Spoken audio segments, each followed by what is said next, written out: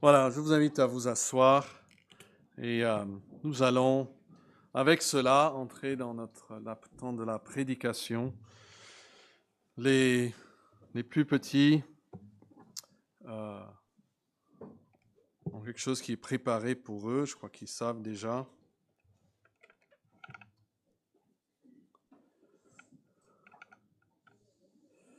Et moi, je vous invite à trouver Éphésiens chapitre 5, où nous étions juste tout à l'heure. Éphésiens chapitre 5. Et nous allons aller un peu plus loin dans le texte que nous avons vu la semaine dernière.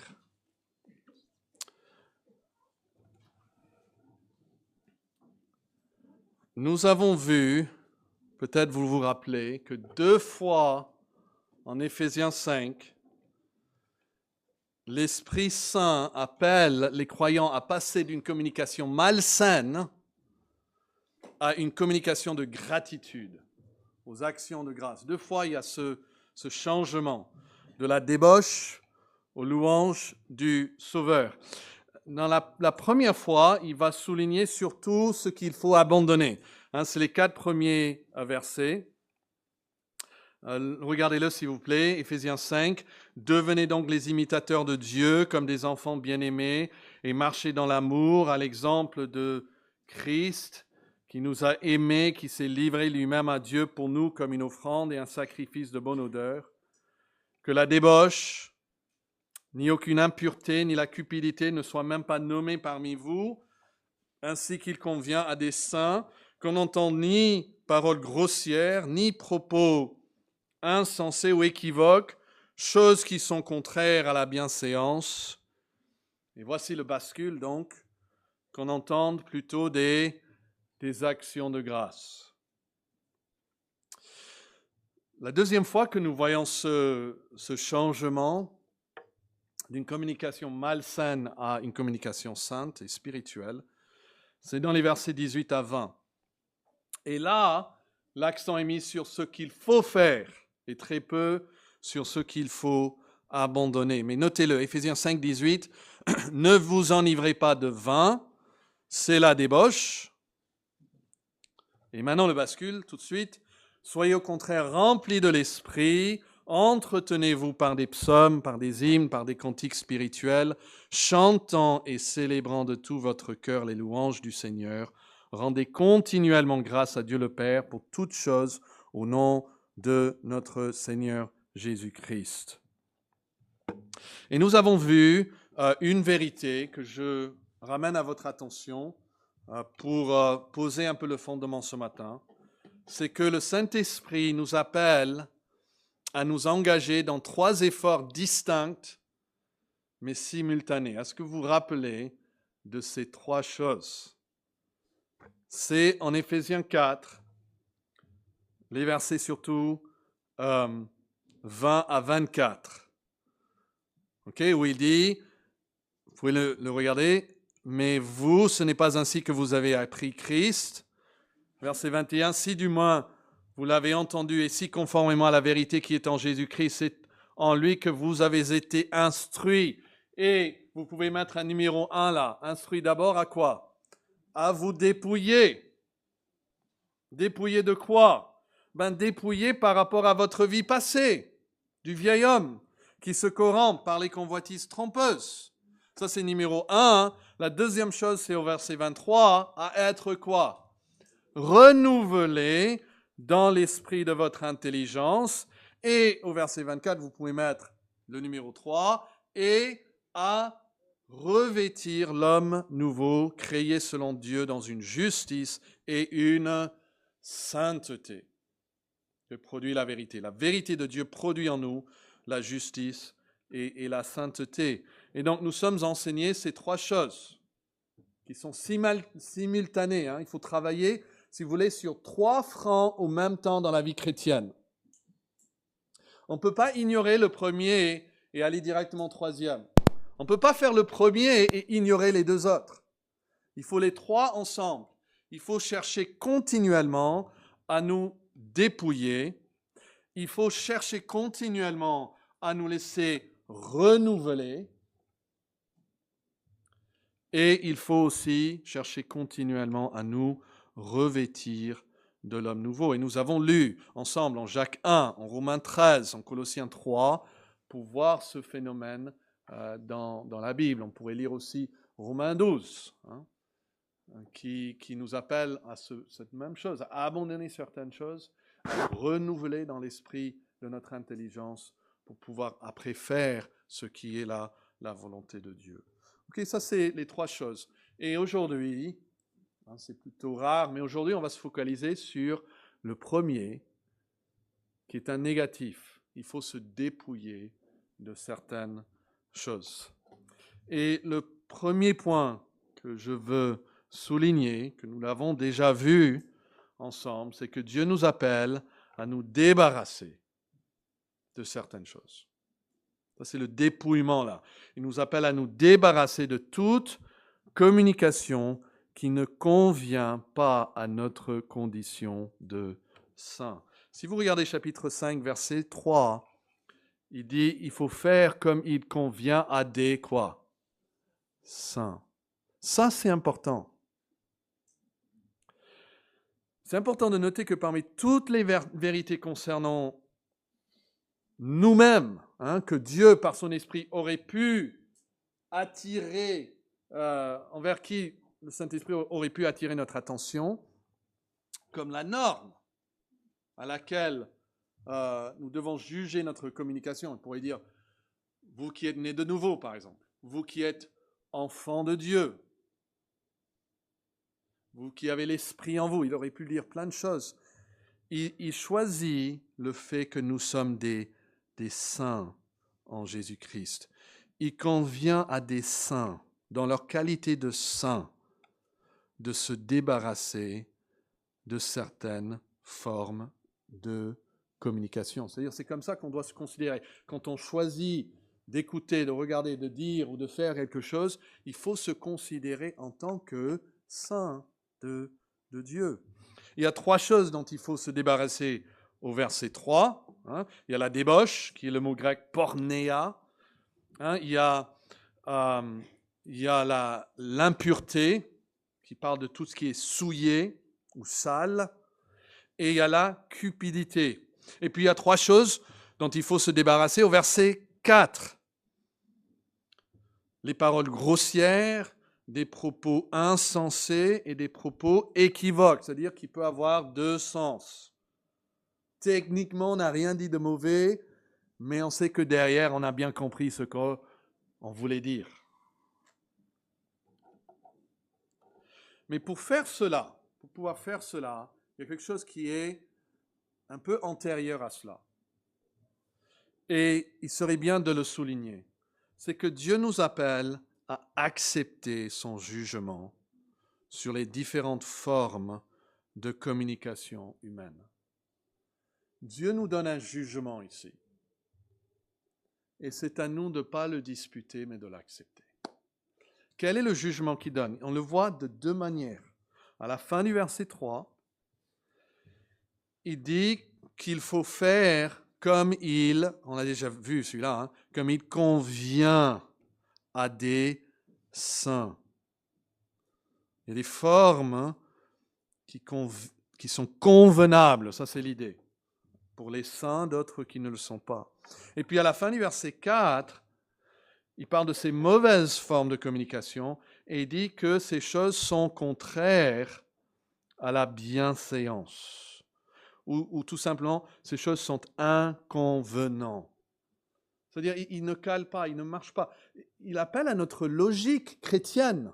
C'est comme si il n'a même pas besoin de nous le dire. On devrait nous-mêmes savoir que ces choses n'ont pas leur place parmi les chrétiens. Et la question donc se pose. On avance maintenant au troisième point. Comment savoir si une forme de communication est convenable ou non pour un saint? Comment savoir? Est-ce qu'il y a une liste? Ce n'est pas automatique. Et le Saint-Esprit ne vous dit pas que vous saurez toujours d'une manière intuitive, quoi. Vous savez tout de suite que ça, c'est pas bien et ça, c'est bien. En fait, la Bible nous enseigne, et c'est ce que nous voulons voir dans ce texte, qu'il faut en fait examiner et évaluer toutes les formes de communication. La Bible nous enseigne en fait à être comme des grands. On a dépassé l'âge de l'enfance comme sous l'Ancienne Alliance, et maintenant, il veut que nous-mêmes, nous évaluons, nous réfléchissons. Il ne veut pas nous faire une liste, il veut nous donner des principes pour nous guider. Et dans le même contexte où Paul parle de cette grande différence entre nous qui sont à Jésus-Christ et ceux qui sont dans le monde, il dit ceci, regardez le verset 10, Éphésiens 5, 10, qui a été lu tout à l'heure.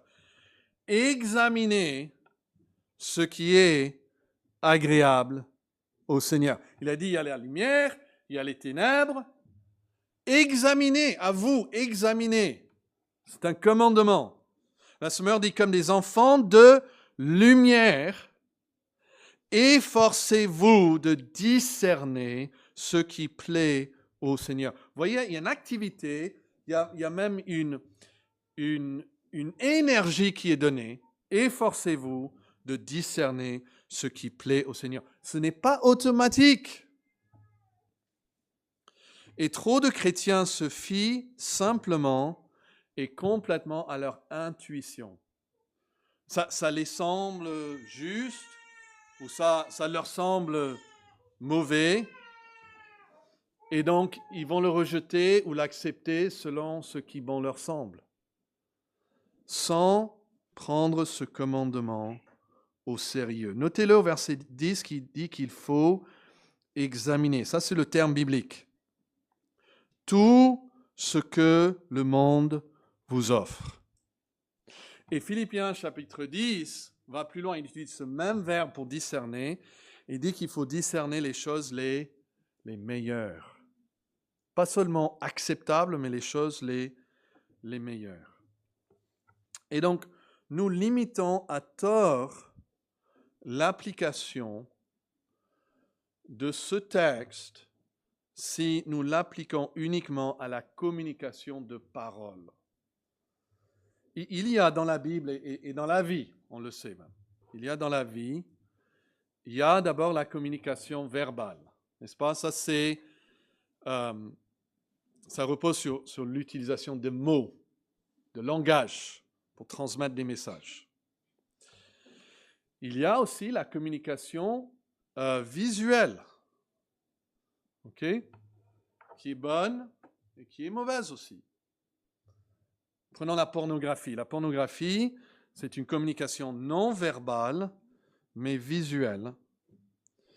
Et puis, il y a aussi une communication auditive qui est aussi non verbale. Et la Bible aussi en parle. Elle passe par les oreilles, mais ce n'est pas forcément des paroles.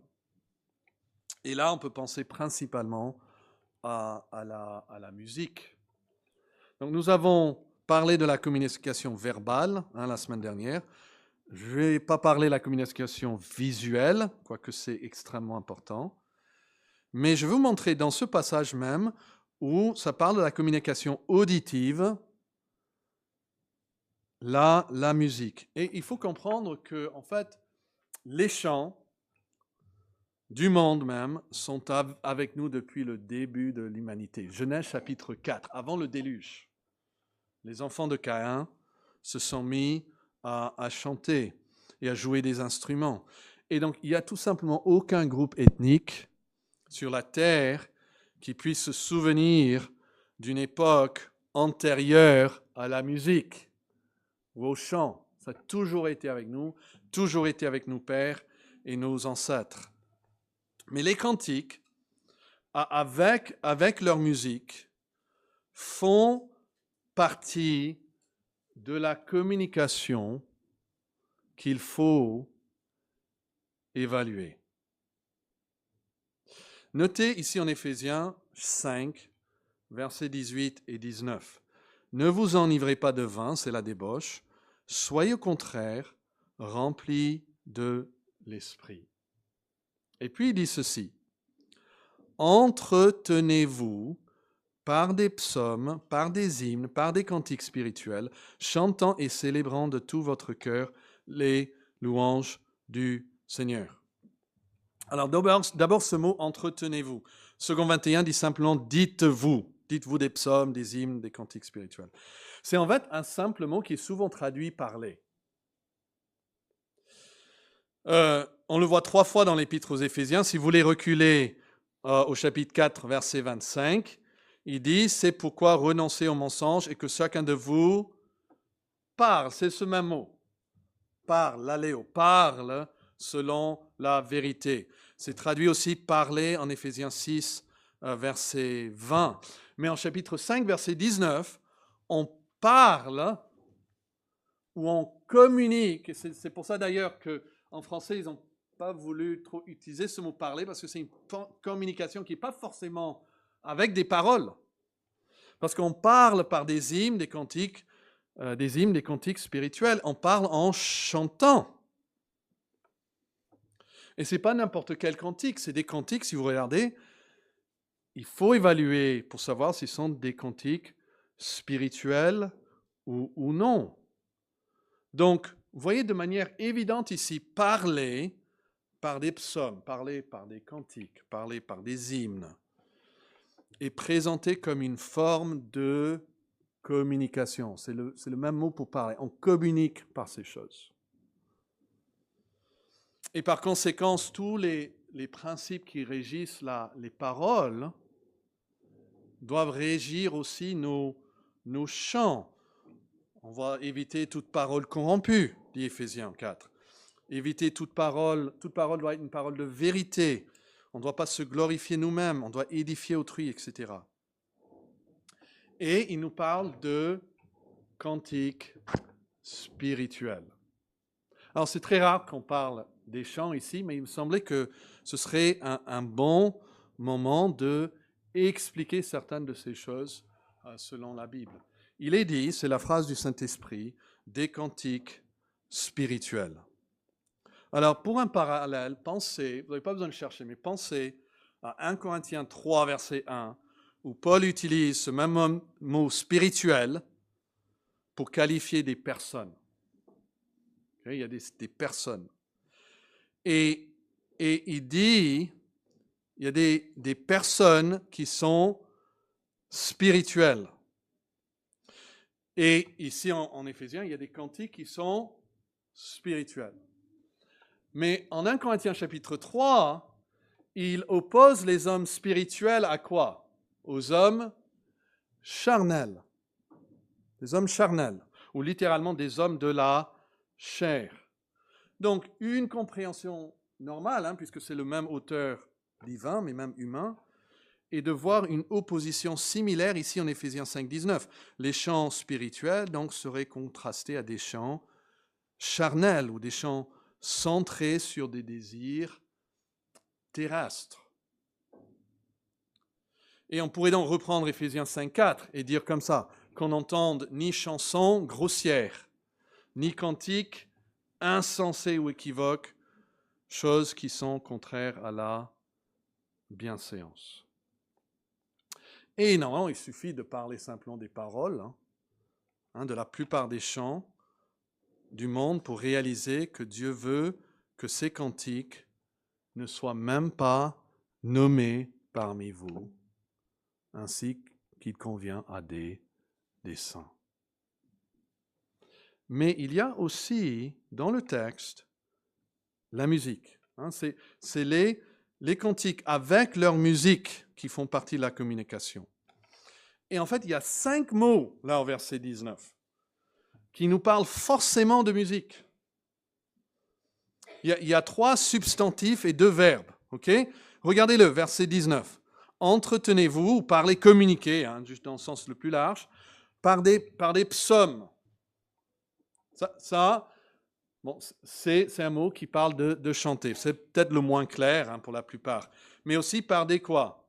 Hymne, il y a sans doute que hymne, c'est pas simplement dire, mais chanter. Forcément, il y a les musiques. Et puis par des cantiques. Hein.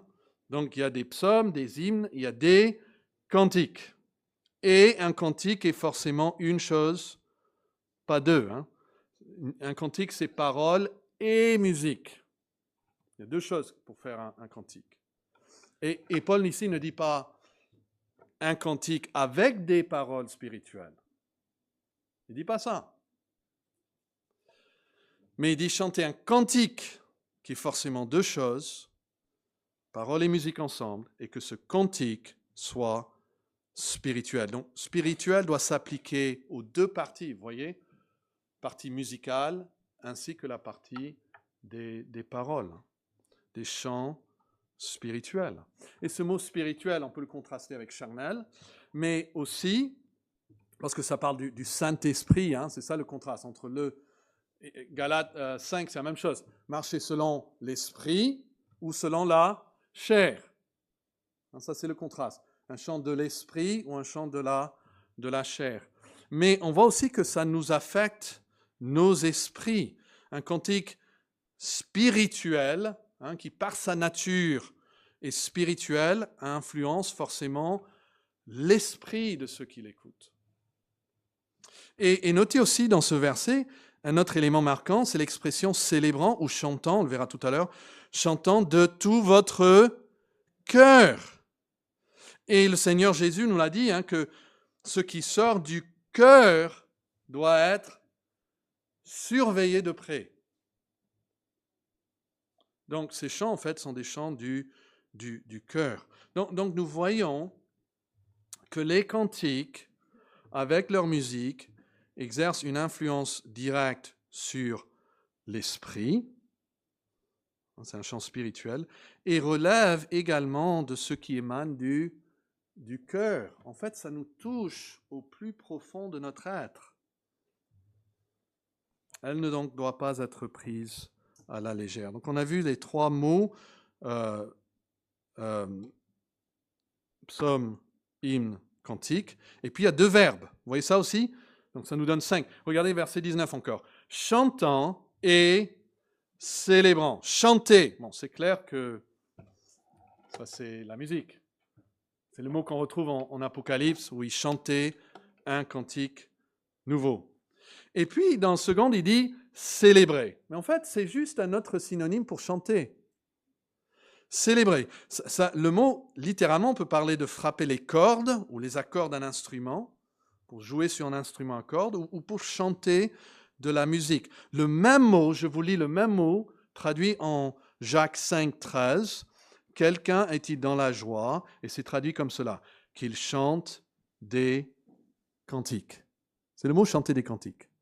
Et c'est pour ça le Darby, la Bible a noté, la traduction en Éphésiens 5, 19, chantant et psalmodiant de votre cœur au Seigneur. C'est juste deux verbes pour chanter. Donc, dans ce verset, nous avons 5 mots qui parlent de la communication musicale. Et la musique fait partie de la communication musicale. Donc, il faut aussi évaluer la musique. Sans la musique, il n'y a pas de cantique. C'est une récitation, c'est un poème.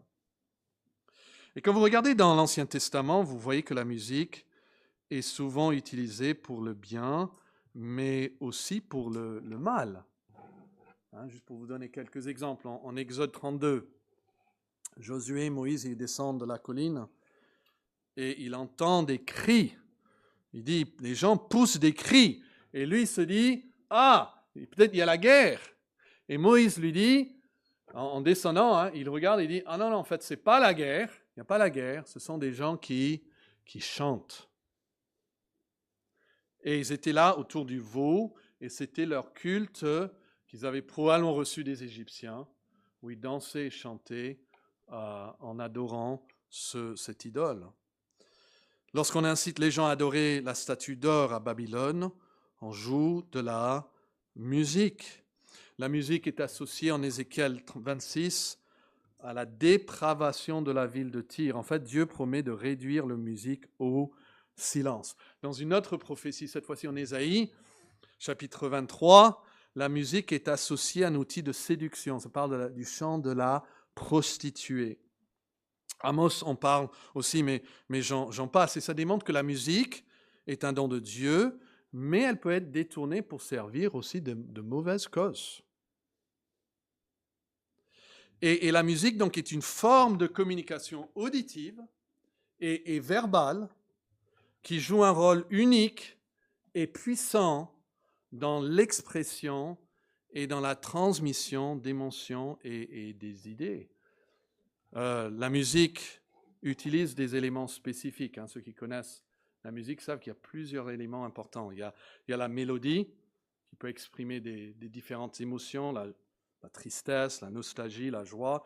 Il y a le rythme qui peut structurer ou provoquer des mouvements, comme des danses ou des marches. Il y a l'harmonie qui, avec leur progression, crée des sensations de tension ou de résolution. Il y a le timbre d'un instrument, d'une voix qui véhicule des tonalités émotionnelles spécifiques. Et puis il y a la dynamique, c'est-à-dire les variations de volume, d'intensité, qui transmet des messages non verbaux comme la douceur, comme la colère, comme l'explosion. Et je crois qu'on peut tous comprendre, on peut comparer une berceuse calme qui communique dans toutes les cultures la sécurité, l'apaisement, tandis qu'un morceau de tambour rapide peut signifier une alarme ou une urgence. Et donc la musique est partout reconnue dans le monde, comme dans la Bible, comme une puissante forme de communication. Et en tant que communication, elle n'est pas neutre. Parce qu'aucune communication ne peut être neutre. Ça n'existe pas parce que nous ne sommes pas neutres. Et donc nous devons l'évaluer. Entretenez-vous, parlez, c'est une forme de communication qui se fait par ces 5 mots qui parlent entre autres de la musique avec des paroles. C'est des moyens donc de communication. Et comme j'ai dit, selon la Bible, la communication n'est jamais neutre. Qu'est-ce que la musique peut nous pousser à faire? Alors, je vous invite à trouver 1 Pierre, chapitre 4. Je l'ai aussi ici devant vous. 1 Pierre, chapitre 4, nous parle du monde autour de nous. Il dit que il trouve étrange que vous ne précipitiez pas avec eux dans le même, et notez cette phrase, débordement de débauche. Et ils vous calomnient.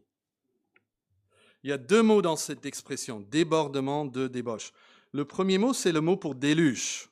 C'est un débordement, c'est un excès sans frein, c'est-à-dire on lâche complètement. Il n'y a pas de retenue ici. C'est juste un déluge qui vient. Et puis, le deuxième mot, celle qui est traduite débauche, c'est le mot asotia. Alors, sozo, c'est le mot pour salut. Ok ? Et quand on met a devant, ça veut dire le contraire. Et sozo, c'est le mot pour préserver. Et a donc, avec le préfixe négatif devant, ça communiquait l'idée de gaspiller ou de se laisser aller sans se retenir. C'est le contraire du fruit de l'esprit qui est, entre autres, la maîtrise de soi. Le Saint-Esprit en nous, il y a la maîtrise de soi, et là, il y a juste l'absence même de se retenir. Et le péché, il dit, mène l'homme vers un abandon volontaire de toute tentative de tempérance. Et il ne veut plus se retenir. Et il la remplace par un déluge de dissipation. Dissipation, c'est une autre traduction. C'est une vie livrée au plaisir et aux amusements, la débauche.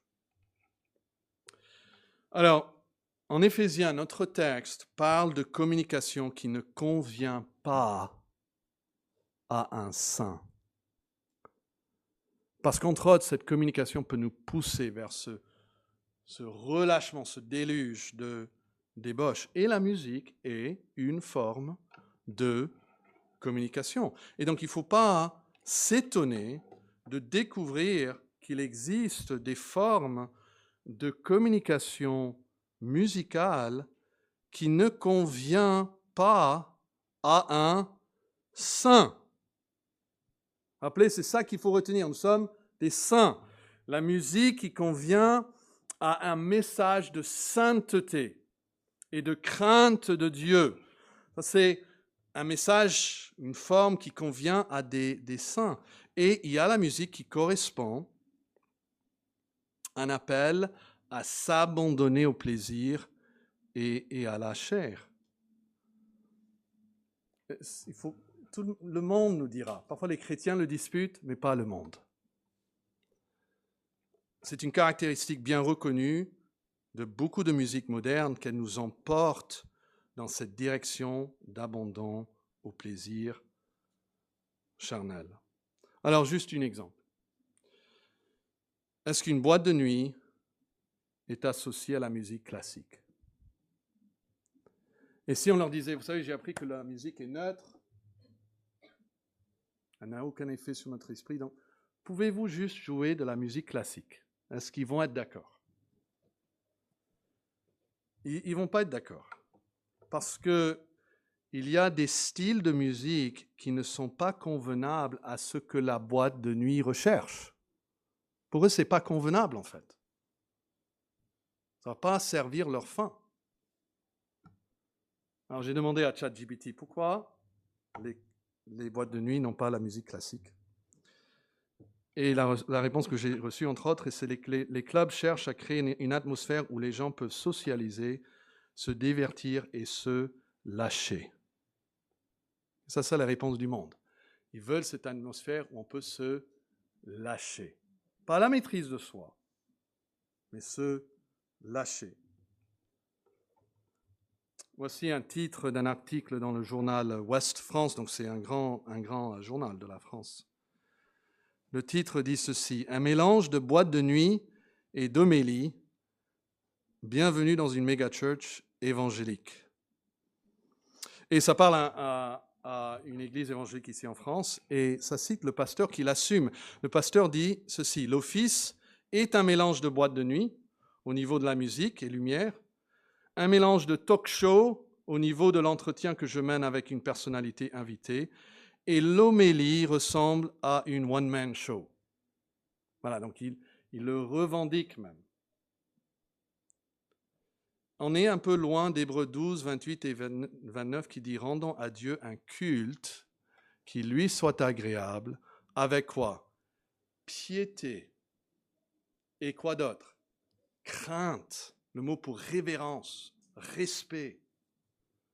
Car notre Dieu est aussi un feu dévorant. Et certains objectent en affirmant le péché du cœur n'est jamais influencé. Écoutez ceci, parce que c'est l'argument de certains. Le péché du cœur n'est jamais influencé par des stimuli ou des stimulations externes purement physiques, visuelles ou auditives. Ils vont même à dire que toutes ces choses externes à l'homme sont des choses amorales. Amoral veut dire qu'ils ne sont pas mauvais ni bien. Et ce que cela ignore est que dès qu'une chose entre en contact avec l'homme et influence l'homme, et exerce une influence sur lui, la chose n'est plus amorale, car un effet sur l'homme ne peut jamais être amoral, parce que l'homme n'est pas amoral, l'homme est un être moral. Imaginez un tableau ou une image, même une image pornographique, ok? Mais elle est là dans la forêt. Et elle est là toute seule. Personne ne le voit. Si elle reste là, dans la forêt, dans un sens, c'est neutre, n'est-ce pas? Ce n'est qu'un bout de papier, on va dire. Ce n'est que de l'encre sur du papier. Vous n'allez pas dire que c'est moral, ça. Oui, si elle reste là, elle reste neutre. Mais dès que je la trouve, et je la prends, et je commence à la regarder, et ces images pénètrent dans mon cœur, ce n'est plus neutre. voyez ce que je veux dire? Des notes sur une page, c'est neutre. Jouer dans la forêt, peut-être c'est neutre. Mais quel est l'effet sur moi? Dieu nous appelle à accepter son jugement sur les différentes formes de communication. Et c'est important de noter que les provocations d'un débordement de débauche peuvent être physiques et externes. Et ça c'est un point que je trouve important. Parce qu'on dit, oui, il ne faut pas ce débordement de débauche. Mais vous savez qu'il y a des choses externes et physiques qui peuvent provoquer le péché. Et on l'a vu en Éphésiens 5, 18. C'est quoi? Qu'une cause importante de ce débordement de débauche, c'est purement physique. C'est la consommation physique de quoi? De l'alcool. Dans ce même chapitre, Éphésiens 5, 18, qui est notre chapitre ce matin, il est écrit « Ne vous enivrez pas de vin ». Ça, c'est un phénomène physique. Et après, il dit ceci, « Cela mène à la... » Et c'est le même mot « asozo », et c'est le même mot que nous avons lu en Pierre. Ça mène à la débauche, ce débordement. Il y a de la dissolution. Donc, ce passage illustre, c'est dans la Bible, je crois que c'est clair, qu'un produit purement chimique, qui est en lui-même neutre, s'il reste là sur la table, c'est neutre. Mais il peut exercer une influence négative sur la vie spirituelle de l'homme lorsqu'il est en contact avec ce stimulus.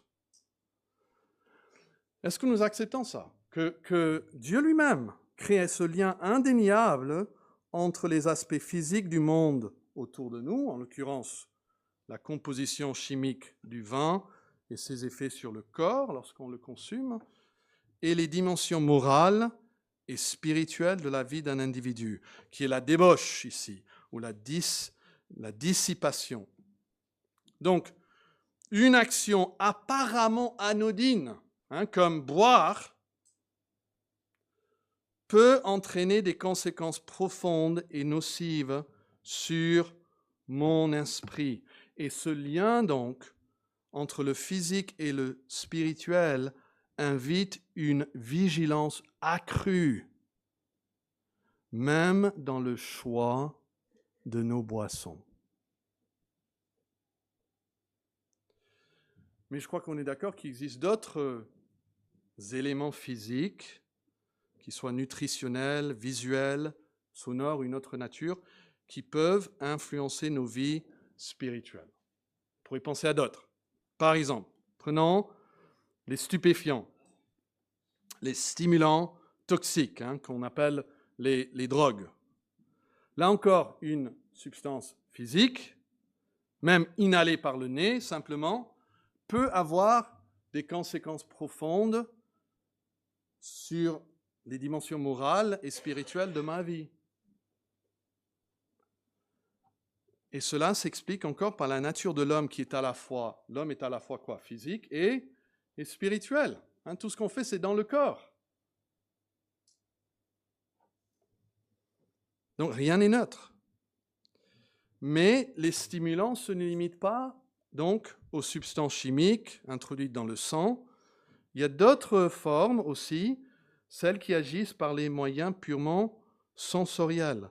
Par exemple, on a déjà parlé que le corps même peut être fortement stimulé par des éléments purement visuels. Purement visuels. Et donc, on a parlé de la pornographie, qui illustre ce phénomène. Elle stimule exclusivement par la voie de l'œil. C'est tout. Il n'y a pas le toucher, il n'y a pas le son, il n'y a que ça. Et pourtant, cette stimulation visuelle a un impact profond et durable sur l'ensemble de l'être humain. Donc vous voyez, ça souligne encore qu'on est fondamentalement une unité intégrée. Il y a le physique, il y a le spirituel. Et donc il faut appliquer ces versets. De ce qui est impur, il faut les appliquer à tout ce que vous regardez avec vos yeux. Il faut. Il y a des choses, on pourrait changer le verset, il y a des choses qui ne devraient même pas être vues par les saints. Et on voit l'effet sur notre esprit. Je vous confesse, je dois garder mes yeux pour garder mon esprit tendre vers le Seigneur. Il y a des choses qui peuvent changer ma disposition et me faire oublier le Seigneur. Et même si je veux me contenter de ne pas aller quelque part dans ma pensée, mon imagination, elles ont quand même un effet sur mon esprit. On devrait être de plus en plus sensible à cela. Mais il existe aussi des stimuli physiques et non verbaux qui proviennent de l'extérieur, qui affectent le cœur. Okay, on a vu par le moyen de la bouche, comme l'alcool, par le nez, comme les drogues, par les yeux, comme la pornographie. Et je crois que nous devons attendre à ce que des stimuli physiques, non verbaux, puissent aussi nous arriver par les oreilles. Et la Bible elle-même suggère que la musique communique fortement au niveau du cœur et des émotions. Et souvent, dans ce cas, c'est qu'il faut chercher ce qui est le meilleur. Hein? On n'a pas besoin de débattre ce qui est mauvais. J'espère que ce qui est mauvais, clair, nous voulons chercher ce qui est le meilleur. Le monde admet cela volontiers, je vous l'ai déjà dit. J'ai trouvé un article dans le Figaro, qui est quand même connu pour son sérieux, qui affirme que la musique peut susciter des réactions physiques diverses, parfois intenses. Ça se base sur une étude qui, et je cite encore, a prouvé que l'écoute musicale peut procurer d'intenses émotions physiques. Nos émotions, ça fait partie de nous, ça fait partie de notre esprit, c'est pas quelque chose de neutre. Et la Bible même suggère que la musique communique fortement au niveau du cœur et des émotions. Pensez à David, qui joue pour le roi Saül. Pensez à Élisée, le prophète, qui demande la musique pour mettre son cœur dans un état où il peut recevoir la parole de Dieu.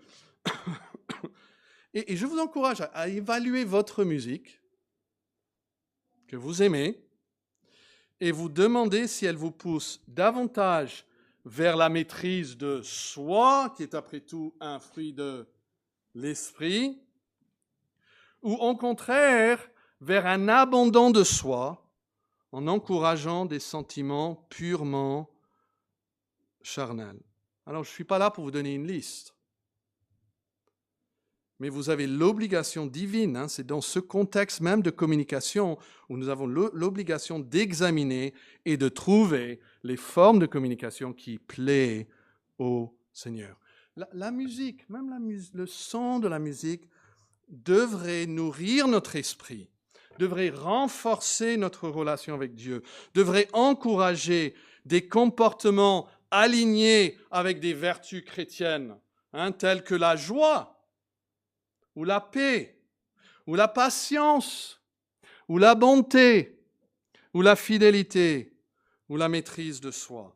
Et si la musique incite à l'excès, ou à l'autoglorification, ou à des impulsions contraires aux enseignements bibliques de pureté et de sainteté, il est sage de réexaminer son influence sur nous. Mais je veux l'appliquer à quelque chose de spécifique. Et ça, c'est ce qu'on appelle les clips, je crois que c'est comme ça qu'on dit, musicaux. Les clips, c'est ça, j'ai bien dit? C'est-à-dire les petits vidéos, les shorts, je crois on dit. Je ne connais pas tous les termes ni comment le dire. Les petits vidéos sur YouTube de musique. Short, on dit ça? Merci. Prenons une vidéo de musique. Qu'est-ce que vous avez? Quelle forme de communication vous avez dans cette vidéo? Vous avez une communication visuelle, n'est-ce pas? On va commencer là. Vous avez d'abord la communication verbale, vous avez les mots. Et si nous évaluons uniquement les chansons sur la base de leurs paroles, combien d'entre eux conviendraient encore à chrétiens? Combien? Oui. Mais il y a aussi la communication visuelle, parce que c'est une vidéo. Imaginez maintenant que vous coupez le son du clip et que vous l'évaluez uniquement sur la base de ce que vous voyez. La manière de bouger, la manière d'être vêtu. Est-ce que c'est, posez-vous la question, est-ce que c'est convenable pour un saint?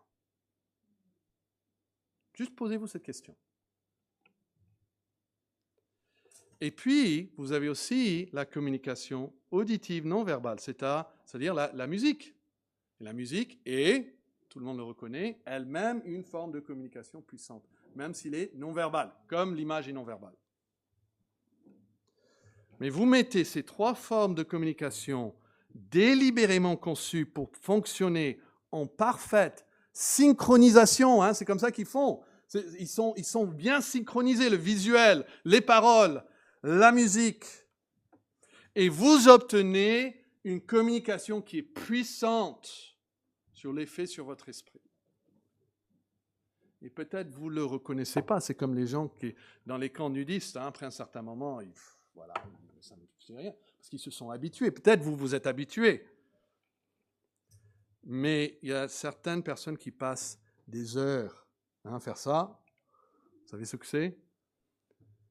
C'est-à-dire à l'écouter, à le regarder et à l'entendre au même temps. Ils sont tous dedans, ils sont complètement dedans. J'ai lu un autre article dans le Figaro qui dit ceci. Je cite, « Cette année, les clips les plus populaires, qui avoisinent en moyenne 300 millions de vues sur YouTube, surfent sur l'exotisme et l'équation bien connue des producteurs. » C'est quoi l'équation bien connue des producteurs selon le Figaro? Je vais vous le dire. Fille dénudée plus paroles suggestives égale succès assuré. Fille dénudée, c'est le visuel. Paroles suggestives. Hein, ils ne parlent pas de la musique, mais ça ferait la troisième. Égale, qu'est-ce qu'ils disent? Succès quoi? Assuré dans ce monde. Pourquoi? Parce que c'est ça que veut le monde. C'est ça que veut le monde. Et si vous prenez un clip qui est très très populaire, probablement son succès est dû à ces choses. Et la Bible est claire. Il ne faut pas faire un débat. Est-ce que ça convient à des saints? Ces choses ne doivent même pas être regardées parmi nous, visionnées parmi nous. Alors évaluons notre communication, que nous soyons sa source ou son destinataire, car il y a des formes de communication qui ne doivent même pas être nommées parmi nous. Est-ce qu'il y a de l'immoralité? Est-ce qu'il y a des pratiques dégradantes, sous n'importe quelle forme? Est-ce que ça encourage une soif de posséder? Est-ce qu'on trouve des propos grossiers, stupides? Est-ce qu'il y a des plaisanteries équivoques? Est-ce que même la musique me pousse vers les fruits de l'esprit ou vers le débordement de se laisser aller, se débauche? Le Saint-Esprit vous dit, débarrassez-vous de tout cela. Et je termine en disant cela, que tout le monde ici a péché dans ce domaine, n'est-ce pas? Tout le monde est souillé. Nous sommes tous souillés. Je suis aussi souillé. Et il y a une seule personne qui peut nous purifier de nos péchés. Et quelle grâce, la Bible dit. Non seulement il nous pardonne, la Bible dit, mais si nous confessons nos péchés, il est fidèle et juste pour nous pardonner. Mais après quoi? Pour nous purifier aussi de tout péché. Nous pouvons être rendus purs et saints. Mais une fois purifiés, ne retournons pas de nouveau dans cette saleté que le monde vous offre. Prions. Notre Père céleste, nous prions que l'autorité de ta parole puisse être ce qui nous convainc, chacun, de veiller à tout ce qui entre dans notre cœur, en passant par les yeux ou les oreilles ou le toucher, de garder notre cœur comme un temple saint, car il est le demeure du Saint-Esprit. Nous voulons pouvoir te louer avec joie et reconnaissance, mais avec pureté de cœur, avec crainte même devant toi et respect. Et nous prions que tu donnes, que tu travailles en nous le vouloir dans ce domaine. Et pour ceux qui doivent, même aujourd'hui, réévaluer leur choix de divertissement,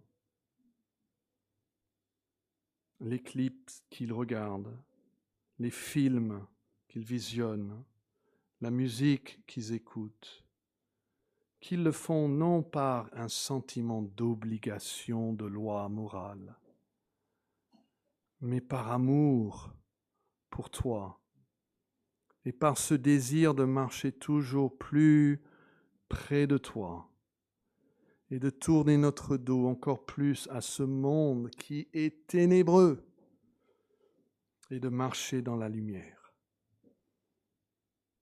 Que cela vraiment, que chacun le prenne au sérieux, que personne ici soit tenté juste de se fier à sa propre opinion déjà formée sur ces choses, mais que nous mettons sincèrement et humblement notre pensée à l'évaluation, non de ce que j'ai dit, mais ce que ta parole nous dit. Et que ces choses soient pour notre bien et pour ta gloire. Amen.